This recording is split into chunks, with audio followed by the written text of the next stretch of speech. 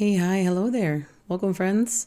Today I've got the spring 2023 IOD goodies, and basically I turned some Dollar Tree stuff into some gorgeous pieces, and I cannot wait to show it to you. I'm Whitney with Crafty Thoughts and Whatnots, and thank you for joining me. So, our first one here. Now, this is a wall hook that I got from Dollar Tree months ago. I got it sometime last year, and it's missing the hook on it. And I felt it still had a purpose because even though it's broken, I will make it beautiful. So I'm going to leave the little hook on the back here, but I did take it off the card there. And then what I did here is I attempted to try to take that cute little, the white filigree looking goodies off the top. Yeah, heat, spackle knife, much more dangerous razor blade. Did not work. So plan B. Let's just get a bunch of chalk paint and just saturate it. So I took a chippy brush and I got these off. I got the brush off of Amazon.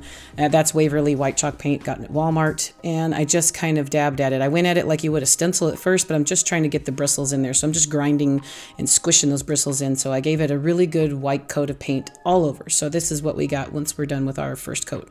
I think the middle took a couple different coats through drying and blowing, air blowing and then stuff like that. But then I just sanded the back.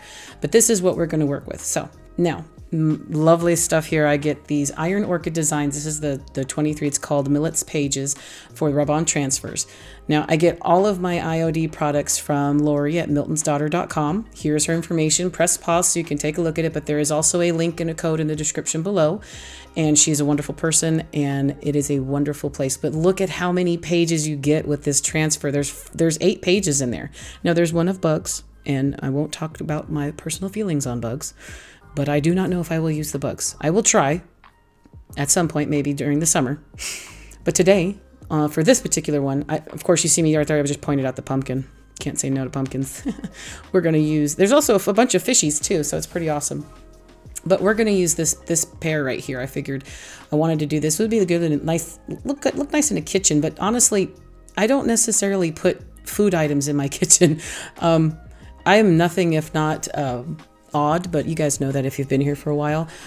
Food-based items are pretty much all over my house. So, and including all of the dog squeakies. I apparently have not bought my dog a squeaky that has not been food-themed for probably ever.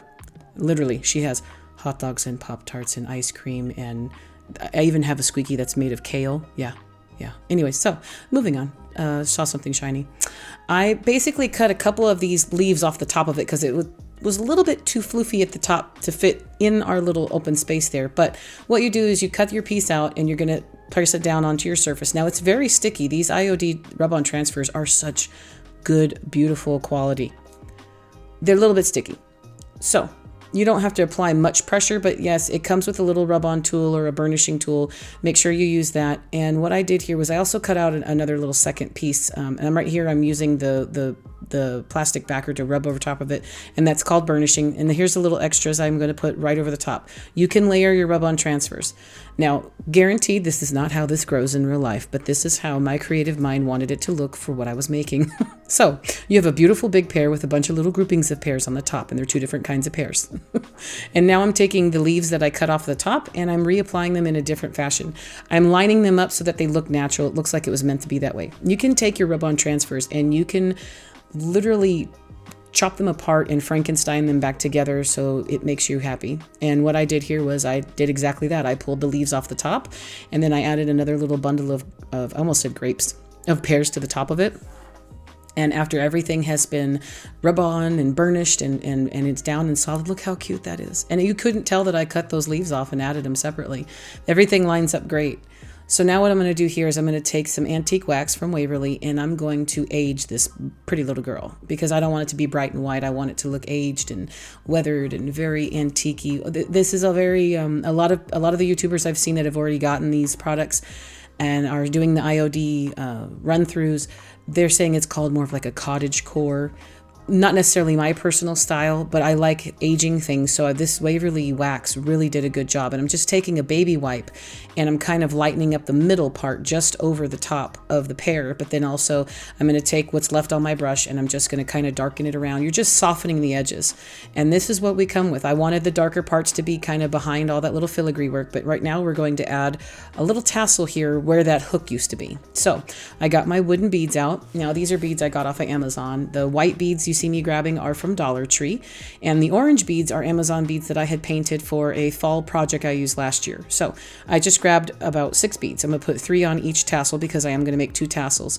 Now, why I didn't thread the white beads on this little stem, this little floral pick, I don't know, because I end up doing them separately in my hand, but who knows what chaos in my mind was.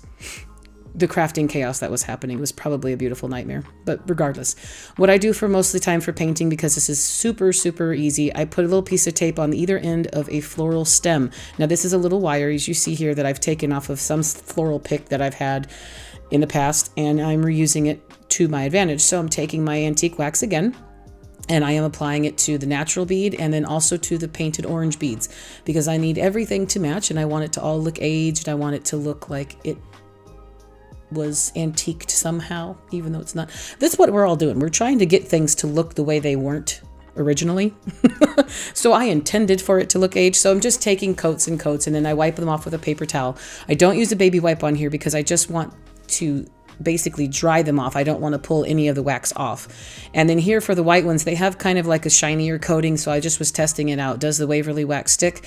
And it does. And I'm just dabbing them in my hand here. You'll see in a second, I'll show you very shortly, that it does kind of give it an aged, a nice little antique. It's got a little brown hue to it, so it gets the job done. It makes my eyes and my heart happy. So you can see they're a little bit on the browner side there. Now this is the card that the hook piece came off of, and this is a little box. You guys will be seeing this in a future DIY for spring. And I felt like I wanted to wrap it around to make my tassel, but the box was too thick. So I took the card, and now I'm taking some jute twine from Dollar Tree. And I am cutting 1 extra piece to tie at the top. And then here, you're going to see my madness. Ignore this part here because I literally forgot how to make a tassel. Odd, I know. Take your twine and wrap it. I wrapped this around the card 25 times. I guarantee you I kept it a nice odd number 25 times. You're taking that extra piece that you cut and you're going to thread that through the top. And here I slowed it down just a little bit, but it was really painfully slow if I put it at real time. So this is only double time. Then I put 2 double knots at the top. So here's the top part of our tassel, you could say. Now, go about 1 inch down, and I'll show you here. This is where we're going to take another piece, tie that around, and then I just wrapped the excess around before I did a double knot. And this is giving you like the little bobblehead part to your tassel. That's the easiest way I like to make tassels, so that they're already attached at the top. Now I'm going to take 3 beads that we had already just aged and painted and antiqued and all that good stuff, and I'm going to thread them on in the desired order I felt like. So I did the natural larger bead, then I did the Dollar Tree white bead, and then I did the other orange bead. So you've got some colors and you've got a nice little thing here. So now we're going to take this exact one and we're going to make 2. And don't worry, we're going to cut them out now. So take the bottoms of your scissors and push them through feed them through the little loopy there, and then cut them off so they're actual tassels, not just loops. And that's where we're going with the tassels. I couldn't have been happier with these tassels. Tassels are so much fun for me to make, and I really honestly couldn't explain to you why. But then again, what do you enjoy making? Is there something that you're like, I could make tassels all day long? You guys already know, I can do anything with pumpkins, but I can make tassels all day long. Tassels make me happy. Don't know why. Just fun. So I'm taking the tops of the twine here. Now remember, by the way, I forgot to mention, make sure you're feeding your beads through both of those. So if you need a little help with a skewer or a stick or something, feed both of your pieces of twine through the beads so that both pieces are going through and it sits on top of your tassel. Now we're going to take those and I'm going to feed those through the hole on the back where the hook was supposed to be. Now this was just a little wrought iron hook that came from the back and hooked up to the front, so it was meant to be like a wall hook for like a coat or a hat or something. So for using it to my advantage without taking it off, I'm going to thread all of our tassel pieces through here, and I'm using another floral pick here. You'll see this is just a stem I cut off of another floral piece because it's thin enough, and I'm just helping, it's helping me feed these through here. So I have all 4 twine pieces, or the jute twine coming through the hole. And what I'm going to do is I'm going to find the right height. I want one a little bit higher than the other because it needs to be asymmetrical. It can't be perfect. Everything has to be just a little crooked in my world. I like it to be just a little odd. Just that odd pea in the pod. That's my favorite pea. So take these, tie them in a knot. I did 2 double knots, and then I kind of pulled a little bit too tight, readjusted the beads, readjusted the tassels. And then here I'm just tying it super tight, put a little dollop of glue back there, and then I'm cutting off the extra pieces on either side. And you could stop here. I'm extra.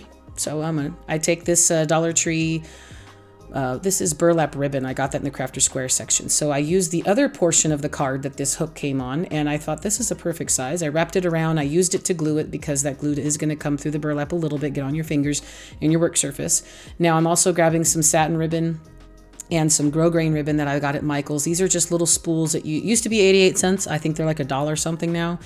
I'm not absolutely sure, but you can get those at Michael's in the craft section. It's a very standardized satin ribbon. You'll see it year round. I'm doubling that up, looping them in the middle, taking another piece of our jute twine, and I'm going to cinch it and use that to gather it in the middle, wrap it around many, many times so we have a cute little bundle right there.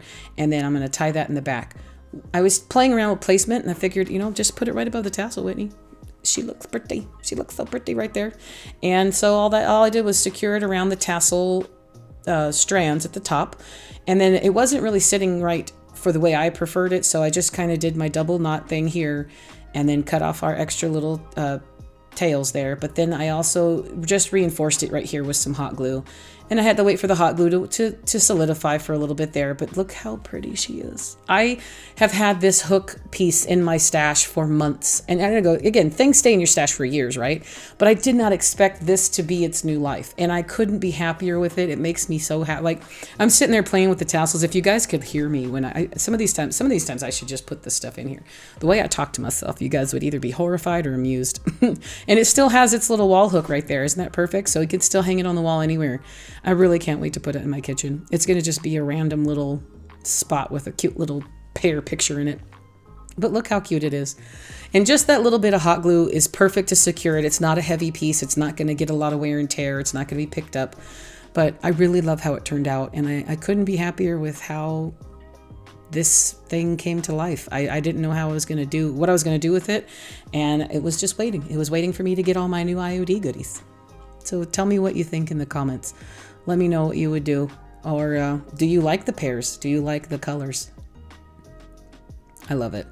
Also, this year's IOD products are amazing. They're investment pieces. Just remember that. And they can stretch them out.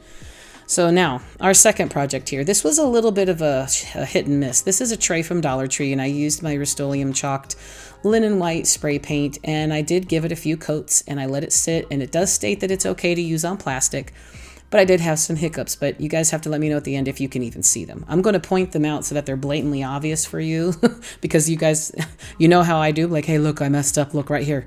Look, zoom in, I screwed up. Tell me how much. It doesn't matter. But I think on this instance, I think I did a good fix. So I'm going to use both the floral page and the butterflies for this one. And I want to just make a really pretty serving tray. I didn't put any feet on it or anything. I just left it as it is. So it's still just the tray with some white spray paint on it. Now we're going to cut out a whole plethora of florals. And this is a little bit intricate cutting. So it's kind of like, Snorefest. I don't want you to watch me cut all this out. So I have all of these goodies I cut out. I did a little bit of fussy cutting. So be prepared to sit down, put on a TV show or a movie or whatever, get some noise in the background and just start cutting. Now, I have my florals that I want to place here, but I wanted to put butterflies sprinkled throughout. So first things first, the same as we did with the pear. You're going to take your item, you're going to place it down, you're going to use some sort of embossing tool or stick or even a squeegee, some sort of plastic item. Even for a while, you'll see right here, I'm using a stylus or a dotting tool. And then once you get part of it up, you can use I'm using an X-Acto knife here just to get that plastic edge up to help me first get it started. And then once you go, you can use another little tool, your fingernail, anything else like that. Just make sure that it stays down. And once it's off, you can use the same plastic sheet here. And if you see little pieces came off, I just put it back down and rubbed on it. We're burnishing it to make sure it's solid. You do this with every single transfer. I started to have a little bit of a problem towards the end with the butterflies. And this is because this was like, I went at this one day and then I came back at it the next morning. And I'm not sure if it's because I let the spray paint even solidify more, which doesn't make sense because the bottle of the spray paint states that it takes longer for it to actually cure. So when it was less curing, I wasn't having problems. But if you'll see here, after I put everything on, also I don't know why my lighting looks so hospital-y. That's horrible. That color lighting is absolutely horrible. I'm still trying to figure out what's wrong with my lights. But you'll see here, the paint started coming up with the transfer. Now the transfer goes back down on the plastic. It goes on any surface. But the spray paint came off of the plastic. So this is not an IOD failure. This is a plastic tray spray paint failure.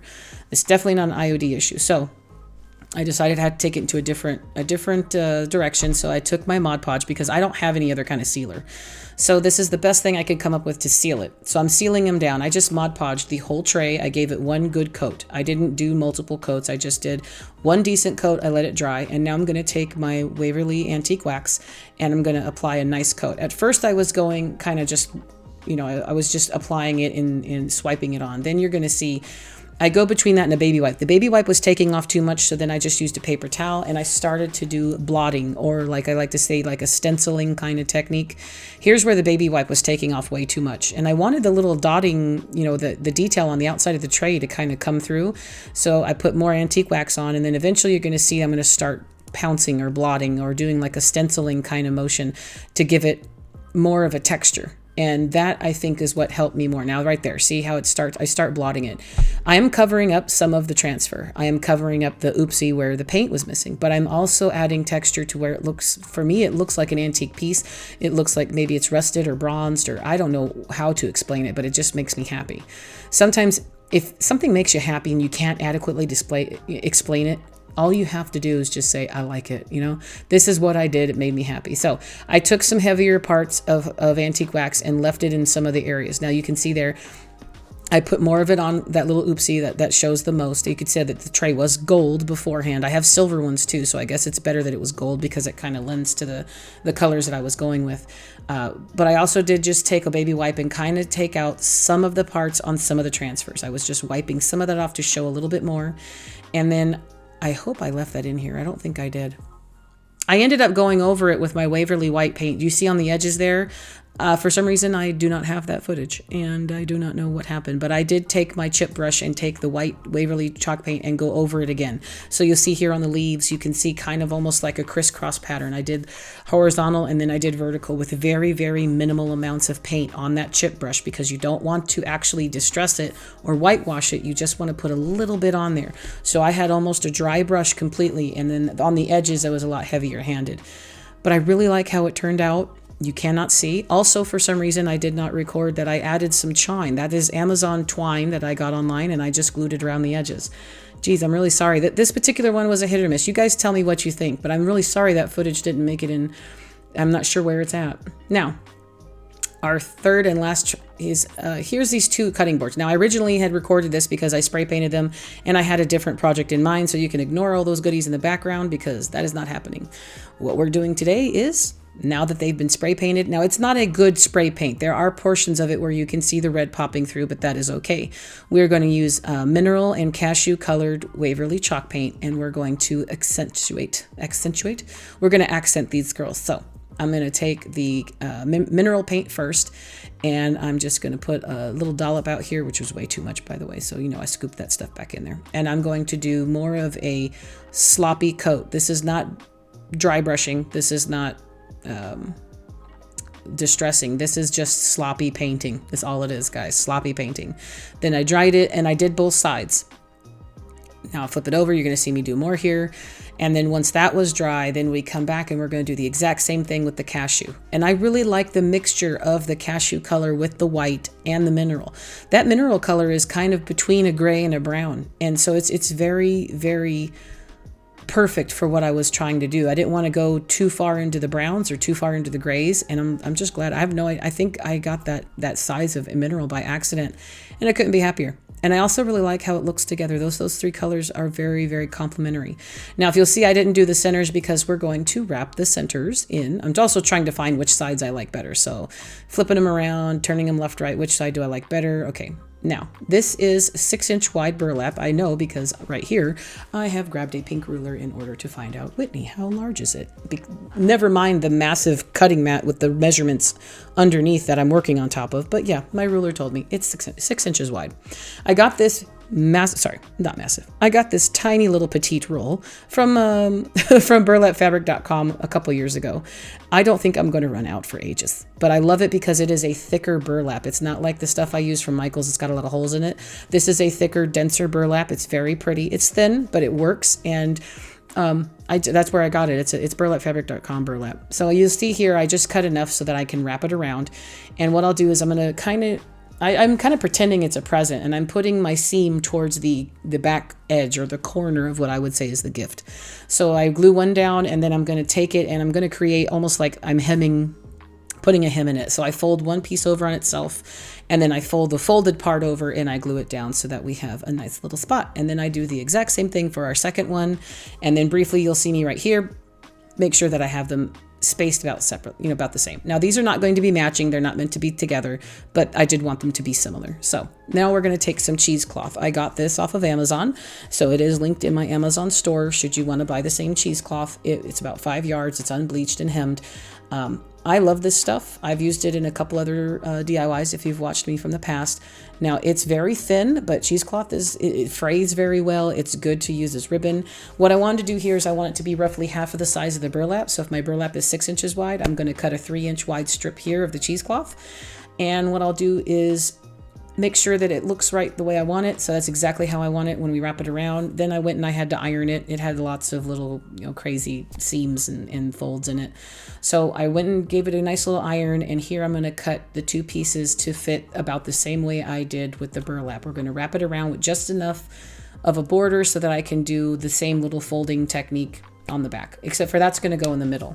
So now I got my two pieces, and the first one we're going to use these Iron Orchid stamp sets. This one's called La Campagne, and here I'll just show you, every single one of these stamp sets comes with masks.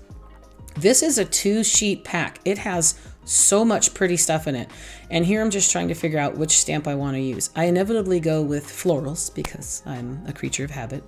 If there aren't pumpkins, then I will be doing flowers. You guys, I'm going to be using this rooster and the chicken.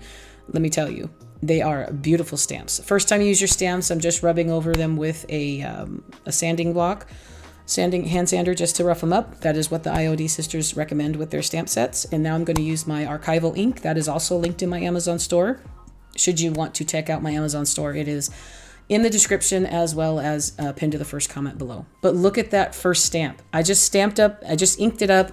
And again, I taped down my cheesecloth to my work surface so that it doesn't move around, and it looks like printed fabric. It is so beautiful, and because the fabric is so thin, the ink doesn't bleed. The stamps are so detailed. Now this is just one application, but you guys could do this on larger. You could do this on towels, you could do this on muslin or drop cloth or canvas.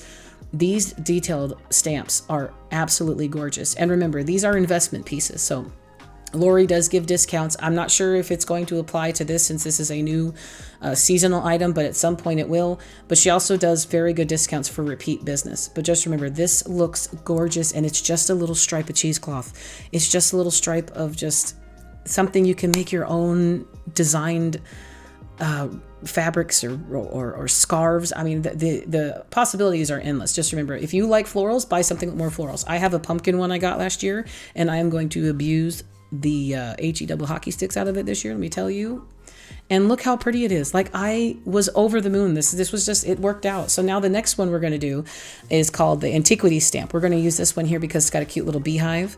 And then we're also going to pair it with another stamp set that Lori sent me. It's called Birds and Bees. Now, I forgot to show you that one, but I actually put a link here so you'll see it in a second. So I'm going to take this out. I do the same thing. I just rub the sanding block over the whole piece or the whole little bundle just so that I don't forget for the next time I use it. So here I want to do is I want to find the middle. So here's me pretending to be nice and mathy and smart and stuff and things, such as and so forth.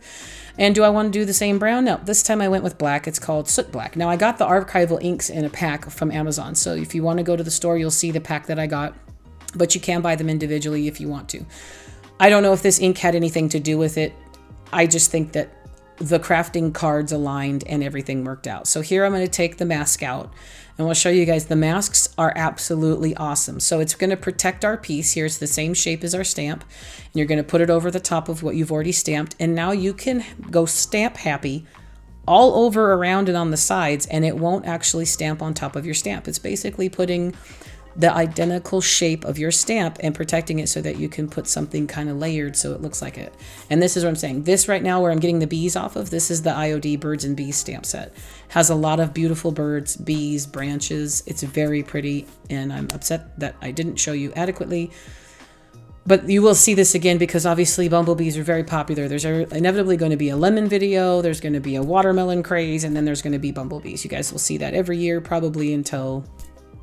well, you'll just see that every year until crafting no longer exists. And we all know that that's not going to happen. So I'm just taking different sizes of bees. Now there's a really huge bee on this. You can't see it in the shot here, but there's a big bee in here. So I'm just taking the smaller bees and I'm putting them on with my black paint. Now there you'll see I kind of put it off to the side so it didn't touch my stamp.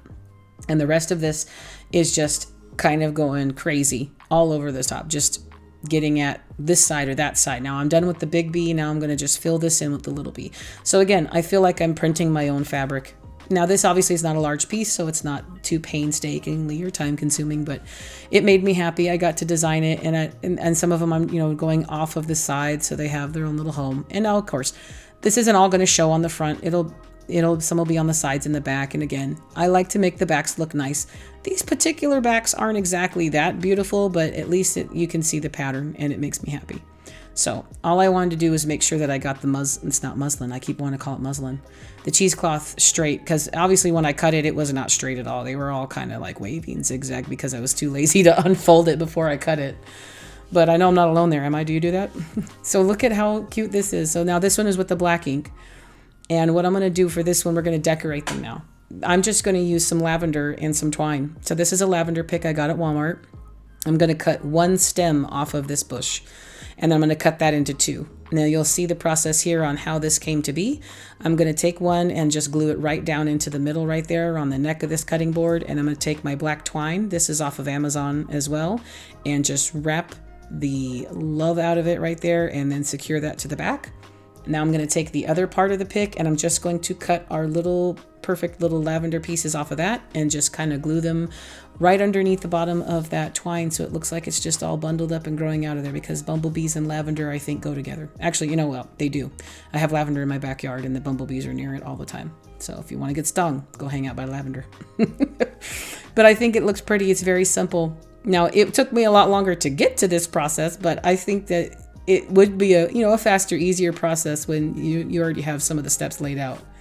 Now for our second girl here, I'm going to add more beads. No tassels, just beads on string. We'll just say no tassel, just bead on string. Beads on string, because string beads make me happy. Not string beans. Although I like string beans too. See, again, guys, I can turn anything into food. I straight up just said string beans instead of string beads. Yeah. Comment below string bean if you made it with me this far. So anyways, I put two beads on. It's a natural bead and a white bead. Again, the white beads are from Dollar Tree. They had white and black beads and I snatched those up real quick. And then I double knotted it and kind of frayed the edge. Then I'm taking it, I centered the string in the middle of the neck, and then I'm using that twine to wrap it around. I do not know how many times I just was doing it until it looked pretty. This is the jute twine from Dollar Tree, so it is a little thin. But you get 3 of those little bundles there in a pack for $1.25, so you can't be too mad. Then I'm cutting off the other edge after I already secure it down with some hot glue up there in the middle, and then do the same thing. Put my 2 beads on, and then I put about 3 double knots. So just make your knots big enough on top of themselves so that the beads don't come off. And now this is some Dollar Tree striped ribbon. I love it. It's a brown color. And now I'm doing a finger bow. I have a finger bow tutorial linked in my description below. It goes a lot faster. And then obviously here I got the bow stuck on my chunky sausage fingers. But this bow turned out. I did not have to re-tie it. Most of the time, you guys, even my finger bows, I still have to do 2 or 3 times. But this one turned out great. And then this is a little white piece of a little floral bud that came off of one of my Dollar Tree florals from a previous video, actually just my last video. And so this turned into more of a slowly took it into so many, cut it down, cut it down, cut it down, cut it down, and now it's just pieces of white flowers. But I loved how it turned out. And I'm sorry, guys, I've had no voice for about a week now, and I just got it back, and it sounds like this voice recording, I'm losing it again. But I did it for you, and I did it, and I'll do it again. So no worries, guys, I'll be fine. But here I just cut it into some pieces. So I cut 2 flowers off, and then I like the little styrofoamy, like little foamy little ball collection there at the end. It's very, like, the little bloom at the top was super cute. So I just taped.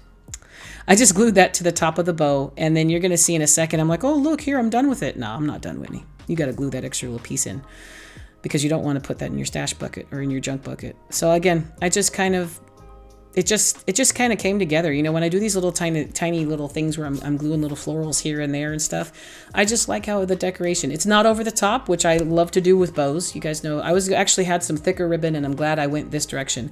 The beads look great to me. They're not full on tassels, but they add a cute little dimension, and I love how the flowers kind of accentuate one side of it. And I love how that cheesecloth with that stamp turned out. That's the La Campagne, or La, it's not Champagne. It's either La Champagne or La Campagne with my American accent. That's how I say it out here.